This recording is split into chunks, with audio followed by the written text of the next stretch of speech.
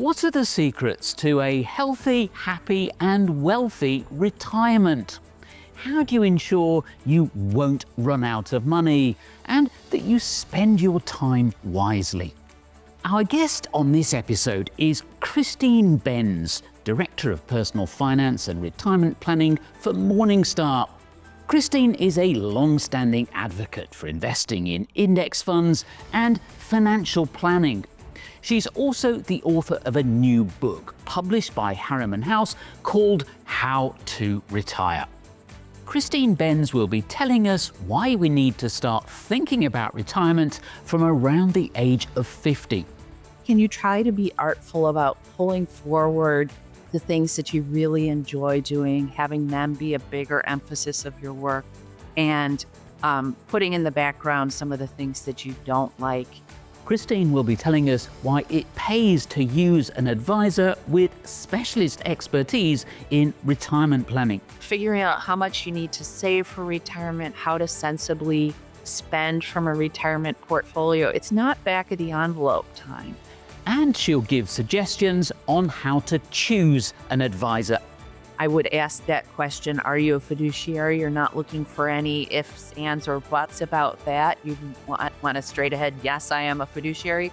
This episode is packed with useful insights and actionable tips, and not just about money. If you think you might want to stop working full-time in the next 10 years, it's well worth your time. Here then is my interview with Christine Benz.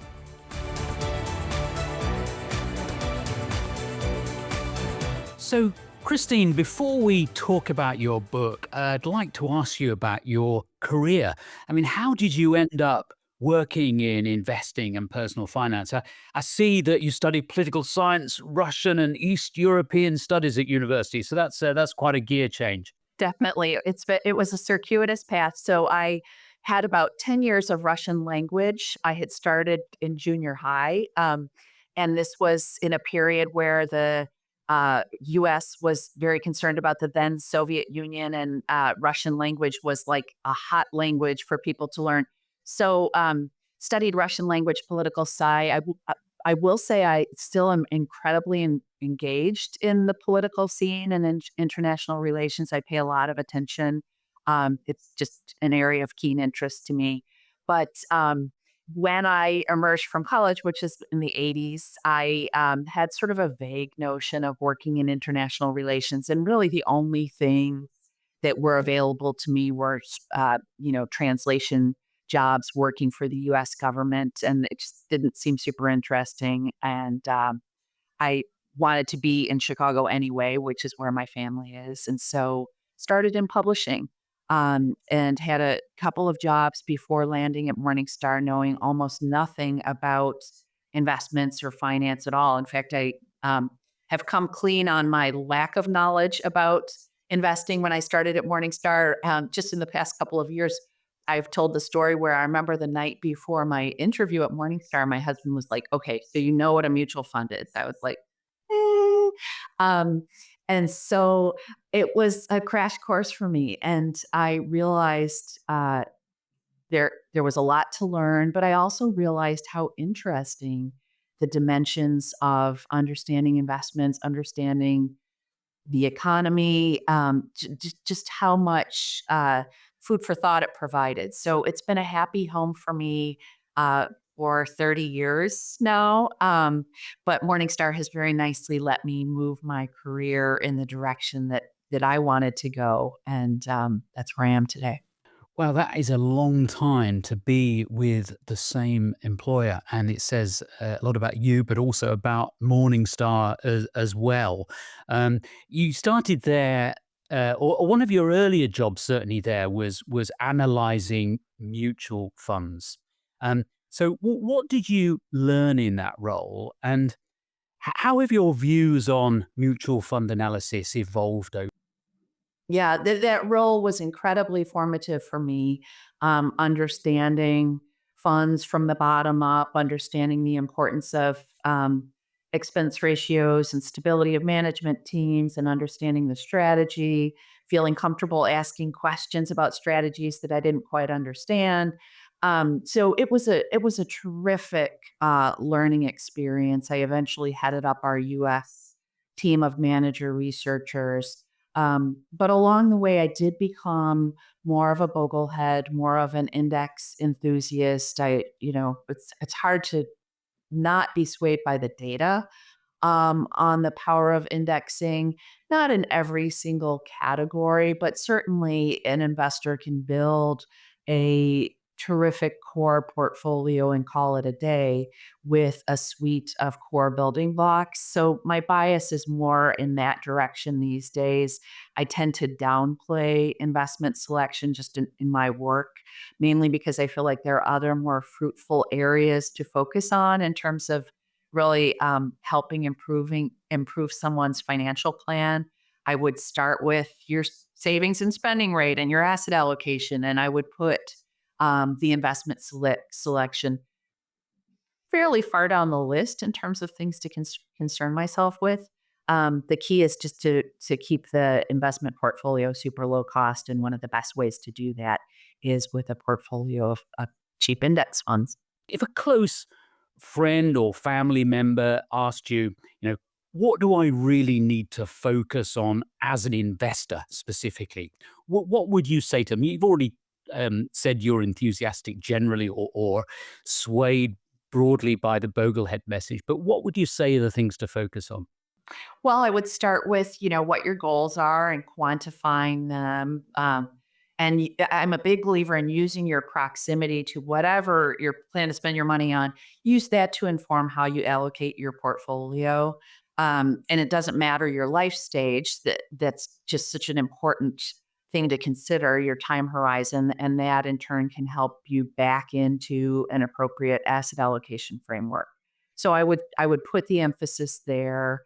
And then when it comes to populating that portfolio, less is more, in my opinion. Fewer constituent holdings can get the job done perfectly well. And it gives people fewer oversight obligations on an ongoing basis as well. I think that sometimes gets underrated, the time allocation that you need to put in on this portfolio.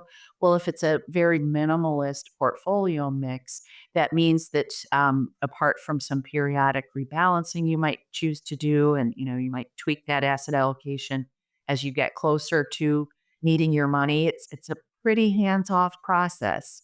So I would kind of push people in that direction just because we're all busy. We've got other things competing for our time, and I would urge people to create that minimalist, fairly hands-off portfolio.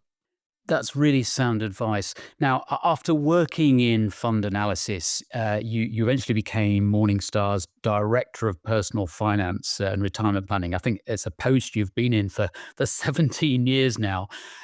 Again, if somebody close to you asked you for some essential tips on getting their personal finances in order, what would you say to them? It really starts at the household level. I feel like this gets such short shrift in our conversations about people's financial wherewithal that it comes down to the household savings and spending rate, right? And so it's not too early or too late to be really thoughtful about how you are spending today, allocating for the future. It all starts there. So I would urge people to put attention onto that, to even if you're not, sort of at the granular budgeting level, if you don't want to do that, weekly expense tracking, which I personally do not wish to do. The key thing is just to set that savings target and then let your household spending follow from there rather than letting spending drive how much you're able to save. So, that simple hack of sometimes called reverse budgeting, where you say, okay, I plan to spend or I plan to save X and this is how much I have left over. And then automating those contributions, I think that's a phenomenal way to put yourself on a healthy path towards long-term financial success. You've often written about the benefits of good financial advice. How, in your view, can a good financial advisor or financial planner add value? Well, a number of different ways. I was watching some videos that we did at the Bogleheads conference back in September, and Carolyn McClanahan was on a panel, and she was talking about the key question she has with her clients is, how are you doing? How are you feeling? So for working clients where the response is, well, I'm working really hard. I don't love my job, she actually works with them at that level. Well, how can we get you into a position not to retire, but to potentially do something different that perhaps is less remunerative? So I think advisors can add a ton of value, not just in terms of the investment portfolio, but just sort of in the day to day work life balance level. So I'm happy to see that more and more advisors are taking that very holistic approach with their clients, with where they're not just focused on the investment portfolio. They're really thinking about their clients' quality of life. They're thinking about behavioral factors. They're thinking about savings and spending rates. They're working on things like, healthcare expenses and home purchases. They're looking at the whole client. And I think that's a phenomenal evolution of financial advice. As we both know, there is sadly an issue around public trust when it comes to financial advice, and not just in the US, but around the world. And it's really frustrating for the likes of you and I, isn't it? Because that the number of miscreants, if you like, is actually very small. And also, there are so many really excellent advisors out there. How should people go about finding a suitable advisor they can really trust? Yeah, I always say here in the US, you're looking for someone who is a fiduciary. And I know that different countries define that differently, but I would ask that question: are you a fiduciary? You're not looking for any ifs, ands, or buts about that. You want a straight ahead, yes, I am a fiduciary. So that would be a thing I would put at the top of the list. A fee only structure would be another thing that I would look for, where the financial advice is not encumbered by any specific financial products, where the person is not receiving any incentives to sell any particular financial product. They are looking at your situation with kind of open architecture in mind, where any number of different solutions could suit you.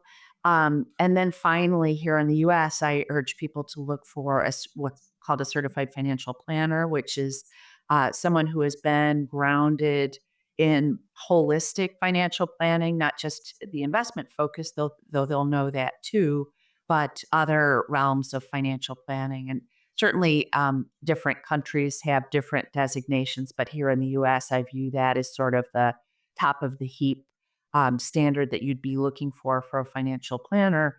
And the other thing is, I would say my bias is toward financial planning as opposed to just investment advice. That yes, there are certainly some terrific advisors who are focused squarely on the investment portfolio, but my thought is that most people need someone who's going to be a little bit more holistic, which is why I would be on team financial planning for this. I think that you want someone to be able to talk to you about insurance, for example, and home equity and other aspects of your financial life apart from just your investment portfolio. Exactly right. Now, on to your recently published book. It's called How to Retire 20 Lessons for a Happy, Successful, and Wealthy Retirement. What I like about it, Christine, is that it draws not just on your own expertise, but the expertise of many fascinating people you've worked with and interviewed over the years, all of them specialists in their own fields. Why did you decide to take that approach? Well, the short answer is that we thought it would be easier than me writing a book from scratch. Craig Pierce at Harriman House had the idea that I do my podcast now called The Long View. His thought was, well, what if you did a series of interviews and all of the interviews were done from scratch for the book? But his thought was that it might be a lighter lift for me to do a book. In hindsight, I've told Craig I'm not sure that's the case, and we've kind of laughed about it because it's a lot of moving parts in terms of doing the interviews, editing them into a form that someone might actually want to read. Um, so that was the initial idea behind doing the book as a series of interviews. But as I worked on the project, I really loved the interview format because it allowed me to move into areas where, frankly, I'm not an expert. So things like healthcare planning or figuring out the role of home equity in your retirement plan, things where I know a little bit, but not enough to have an expansive discussion. I loved that I was able to leverage the expertise of all of these great people who are in the book, who are deep subject matter experts in these areas. So I think the net result is that it's a broader and more useful book than I would have been able to write on my own. Considering that retirement nowadays, Christine, can last, yeah, in some cases, 30 years or more, many people don't plan for it as thoroughly as they should. Why do you think that is? And when would you encourage people to start thinking about retirement? Well, definitely don't wait until a year or two before you plan to retire. I love the idea of people being very gradualist about retirement planning, where perhaps even in your 50s, you're kind of thinking about the quality of your work, how much you enjoy it. You're thinking about your work life balance. And ideally, you would be uh, customizing your work a little bit as you progress. So you're taking off the table things that you don't like as well. And of course, this all hinges on being in good standing with your employer, but where you're looking at your calendar on a week to week basis. And inevitably, you'll have things on that calendar where you're like, okay, that's a day I've just got to kind of slog through, not my favorite. And then you have other things on your calendar that you absolutely love. Can you try to be artful about pulling forward the things that you really enjoy doing, having them be a bigger emphasis of your work, and putting in the background some of the things that you don't like as well? And that I think can help you segue into retirement in a really graceful way where maybe you do want to continue doing some of these things longer. Um, and maybe even past the traditional retirement age, because I think the notion of retirement is kind of this on-off switch to, you're working full time and then suddenly you're moving into a life of leisure. I'm not sure it's a great model for people. And unfortunately, the way we work is that many people show up in retirement very burned out. They haven't been able to visualize retirement beyond just, getting through their work life, and so retirement to them feels like, okay, it's just Netflix and golf or whatever, and those things are fine. We all have pent up demand for leisure, but ultimately I think balance is what you're going for, and the earlier you can start thinking about that, the better. Let's face it, a lot of us are passionate about our work. I mean, you clearly are. I love my work. I know I would really miss it if I didn't do it. I personally like the idea of a phased retirement. And certainly that's becoming more popular. As you say, gone are the days where, you'd go in on your last day, there'd be a big party, you'd have a gold watch, you'd go home and never work again. Um, how do you think a phased retirement can work? I mean, some people recommend, for example, a sort of trial retirement. Some people suggest, going down to 4 days a week. I mean, have you any thoughts on that? Yeah, Jamie Hopkins talks about this in the book, about phasing into retirement. He thinks that it's a great model for people. And so, the simplest form of a phased retirement would be just as you said, Robin, it would be reducing your work hours. But there are, I think, are other variations where, as I said before, maybe one idea is you are tweaking the type of work you do, where you are de emphasizing things you don't like as well, emphasizing things that you do like more. Maybe you are, moving to a different location, that you want that to be part of your retirement, but you want to be a fully remote worker and you want to cut out the commute. So they're all different variations of phasing into retirement. Maybe it's that you are experimenting with some completely different job apart from the one that you did in your main working career. So entrepreneurship is hot among older adults. Maybe you have wanted to kind of scratch that itch. So there are lots of different ideas of phasing into retirement. Or, another idea would be you're doing some job that is just, you know, uh, really easy on your brain. That perhaps your working career was something that was very intellectually rigorous, but you just want to be in a setting where you are with other people, you are leaving at the end of the day, and you're not giving any more thought to that job.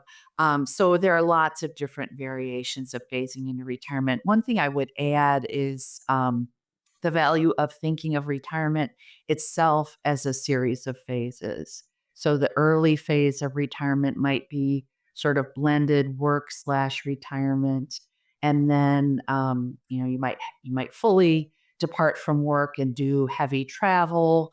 And then what we see when we look at the data on retirement spending is that people do tend to slow down as retirement progresses, and that's another phase where maybe you are spending more time a little closer to home. Maybe you're more engaged with your adult children and their children. And then, the later phase of retirement, the one that people tend to not want to think about at all, is nonetheless one worth contemplating, where maybe you or your partner has some health issues that necessitate more care. You might necessitate a different home, different dwelling considerations. It's really well worth getting ahead of what some of those lifestyle changes might entail. It's not a happy set of considerations, but I think if people can put themselves in the driver's seat of some of the decisions that will eventually need to be made around their aging and not necessarily foist those decisions on their children, I think that redounds to the benefit of being happier longer. Hi, I'm Mark Hebner, and thank you for watching or listening to Scientific Investor, which is brought to you by Index Fund Advisors. When I founded IFA.com 25 years ago, one of my goals was to educate people about how financial markets work. I wanted them to stop speculating and start investing, and that remains an important part of my mission today. You'll find a wealth of high-quality content on our website, on our app, in my book, and on our YouTube channel. Please take a look and share our videos and articles with others you think would benefit. And together, we can help change the way the world invests. So, how to retire is about so much more than money. But I'd just like to touch on money a little bit, if I may. You know better than anyone, there's a very serious gender gap in retirement saving. And again, it's a worldwide phenomenon. How serious is it? And why does it exist? And what can women do about it? Yeah, thank you for bringing this up, Robin. Jean Chatzky tackles this topic in the book, what women need to know about their retirement planning. And you're absolutely right that we have um, a gap in savings and wealth between men and women. There are a few reasons. One is lifetime income levels are lower for women. This is really the big thing, which in turn means that available savings are lower. A big part of the reason is caregiving. In fact, Jean says very forthrightly, I blame caregiving. That as women, we tend to be the main caregiver, certainly for children, but also for our adult parents. That when we examine the data on caregiving in the US, the main caregivers for elderly parents are adult daughters. And these obligations distract from work. They mean lower lifetime earnings. So one thing we see is that women's level of educational attainment, at least in the US, and I believe in a lot of the developed world, are as high as men's. And so one thing is that women, when they emerge from school, need to really hit it hard in terms of their savings. They need to harness those peak earnings years. They may need or want to pull back from work at a later date. So if they can take advantage of fully funding retirement early in the early years, that's a key thing to think about. Certainly being adequately invested in stocks is another consideration when we examine the data. We tend to see that women do tend to invest a little bit less aggressively than our male counterparts. We have higher cash allocations. Some of that is very nicely being addressed by all-in-one retirement savings vehicles like target date type funds, is kind of nicely addressing that reticence to invest appropriately in stocks. But there's still more work to do. So I would say those couple of things, it being very aggressive in terms of savings early on and then investing adequately in equities, those couple of things are key ways to address the savings gap, but there's definitely more work to do. Another issue you're passionate about, as well as financial equality between men and women, is structuring portfolios to provide ongoing cash flows. And you talked earlier about the importance of seeing retirement in terms of different phases and having money for those different phases, if you like. And certainly many of the advisors I speak to say, it's a real game changer when they can actually show the client cash flow models. It makes them feel much more secure about their financial future. Why do you think that is so valuable? And why is it so important to seek professional help with this? Yeah, I was influenced by Harold Ovensky, who was a financial planner and a professor of financial planning. When I talked to him probably 20 years ago about the bucket approach that he used with his clients, this idea of segmenting your cash flow needs.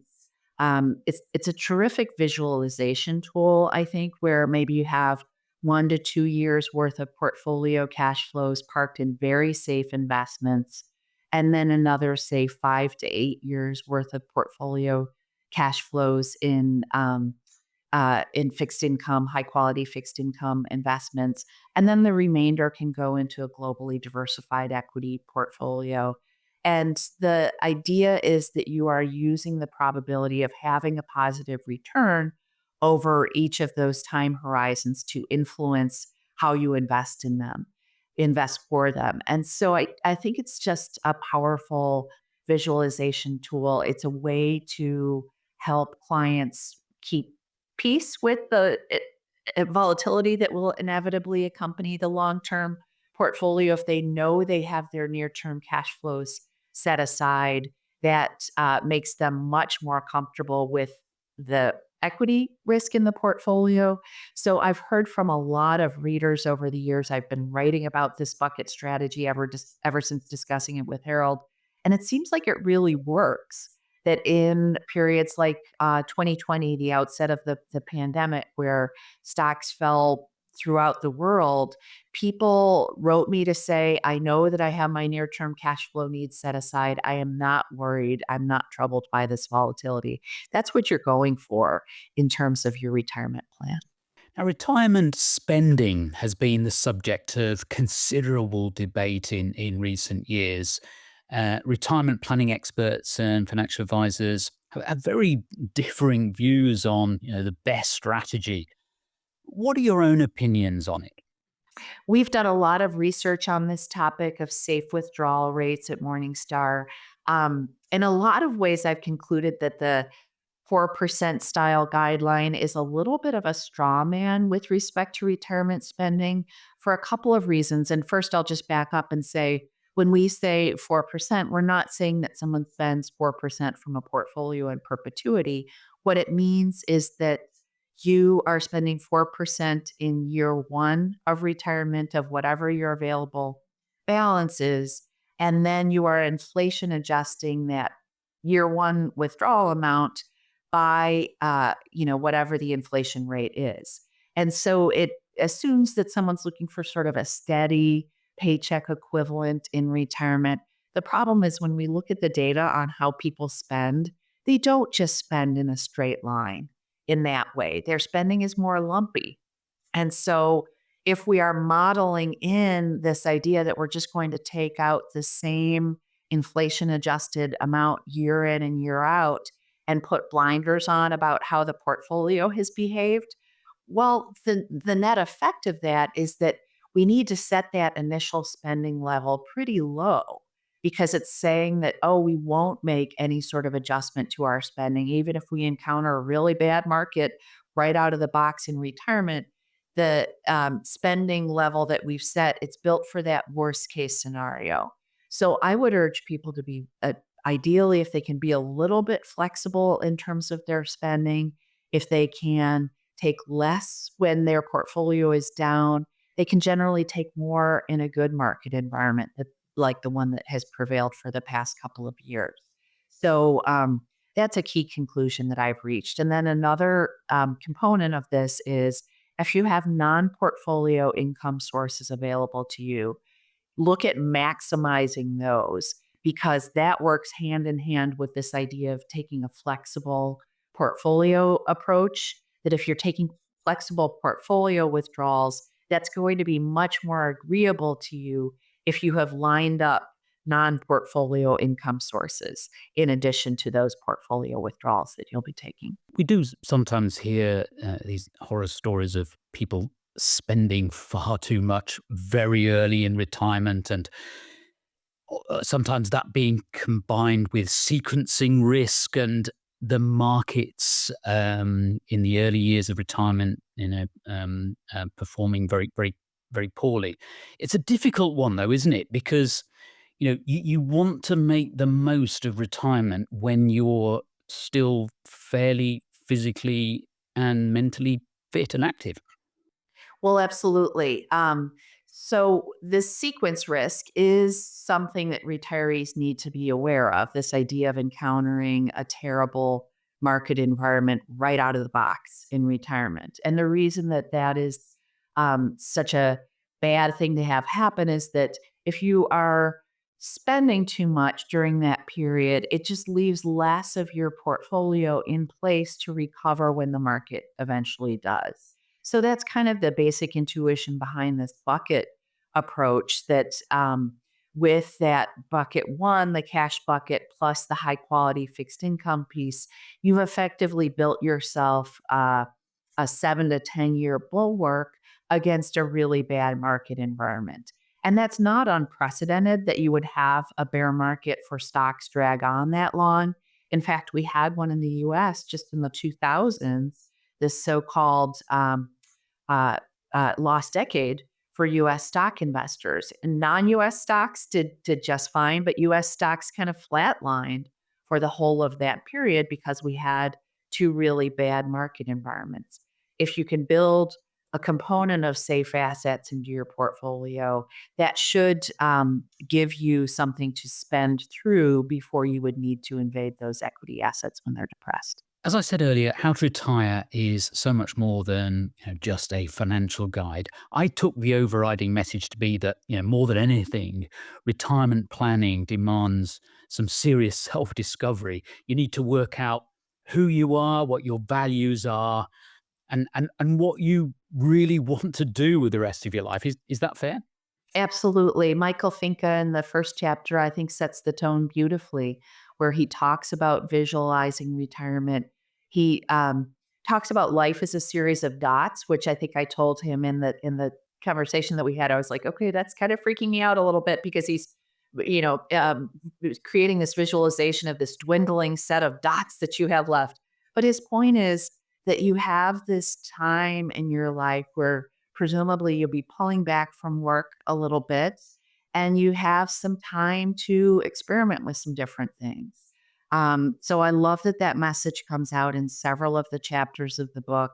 Laura Carstensen talks about the value of relationships. So much of the research that's been done on human happiness over the past several decades really does land on the point that it all comes down to the relationships that we have, who we love, who loves us. It's everything to our satisfaction as human beings.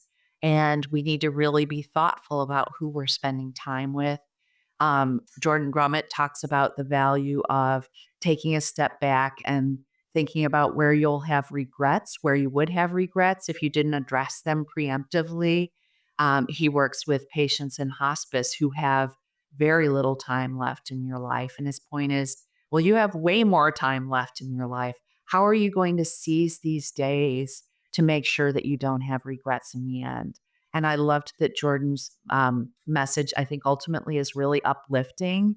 It's saying that you can really take advantage of this time to heal broken relationships if you have them, revisit passions that perhaps you've set aside because you were just too busy doing other stuff. So I love that Jordan's message is really hopeful about using this time to just live your life to the fullest. You write candidly about the experience of watching your own parents grow old and eventually losing them. I don't know about you, but what struck me as I went through that same experience was what people really need towards the end of their lives or later in life, if you like, is friendship. As you say, it's crucially important, and the support of loved ones. Nurturing relationships in the run up to retirement in many ways is just as crucial as, saving and investing every last dollar. Would you agree with that? Very much so. And Laura Karstensen makes the point that we need to diversify our relationship network, just as we think about diversifying our portfolio. Inevitably, as we age and we don't like to talk about it or think about it, people will become sick and die, they'll move away. And so you need to be kind of backfilling your relationship network. It's fine to have a close cadre of friends, but you don't want to let that network get too small. You want to make sure that you're putting yourself out there. You're meeting people ideally in different age bands, which is one reason why I get a little nervous. I hear about people self-selecting into these age-based retirement communities. If that's your choice, you do need to make a really concentrated effort to get out of that community to meet other people of different age bands. That's a very healthy model for aging, is to make sure that you're staying in touch with people of different ages. And that might be family, it might be some sort of volunteer effort or some sort of work effort, whatever. Just make sure that you are doing it. In your conclusion, you admit, Christine, that you're researching and writing this book has been a little bit like a sort of me search project. You say that you're getting to that life stage yourself where some of the questions the book addresses are becoming more relevant to your own life. I'm intrigued. What have you learned from this whole process about your own life and your own plans for retirement? Yeah, definitely. I learned that I was underrating the non-financial considerations, that I had spent so much time.